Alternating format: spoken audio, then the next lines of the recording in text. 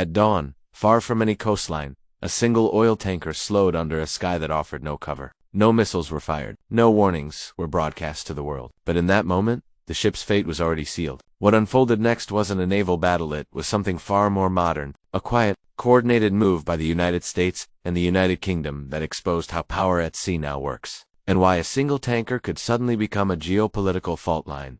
The tanker wasn't famous. It didn't fly flags meant to draw attention. On paper, it was just another aging vessel moving oil through international waters. But behind the paperwork were red flags, falsified registrations, dark eyes transponders, and ownership trails leading back to Sanctioned. Networks designed to keep Russian oil flowing despite global restrictions. This is where the US and UK stepped in. There was no dramatic interception. Instead, surveillance tightened. Maritime patrol aircraft tracked the ship's movements. Naval assets adjusted their patrol patterns. Intelligence agencies compared data in real time, registries, satellite imagery, shipping manifests, piece by piece. The tanker's legal cover collapsed. The operation wasn't about speed or intimidation. It was about positioning. By coordinating under international maritime law, the US and UK boxed the tanker into a narrow set of options. Ports became inaccessible. Insurance coverage evaporated. Support vessels disappeared. What looked like open ocean suddenly became a corridor with invisible walls. From the outside, nothing seemed to happen. From the inside, everything did. The tanker slowed not because it was forced to, but because there was nowhere safe left to go. That was the block. Quiet, legal, relentless. Moscow didn't respond the way it had in the past.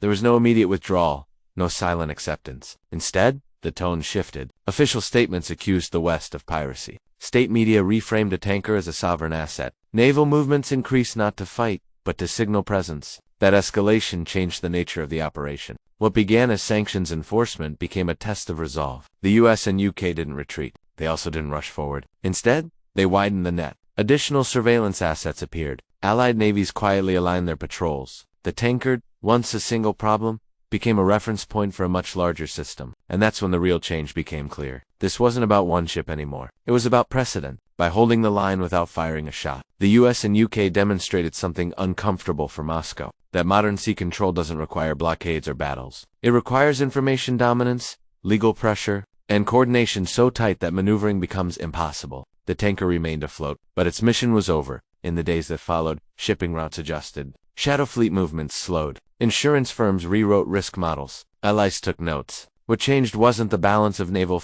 was the understanding of how quickly a single vessel could be neutralized without war. The lesson was simple and deeply unsettling for those trying to evade it. In today's maritime world, you don't have to be sunk to be stopped.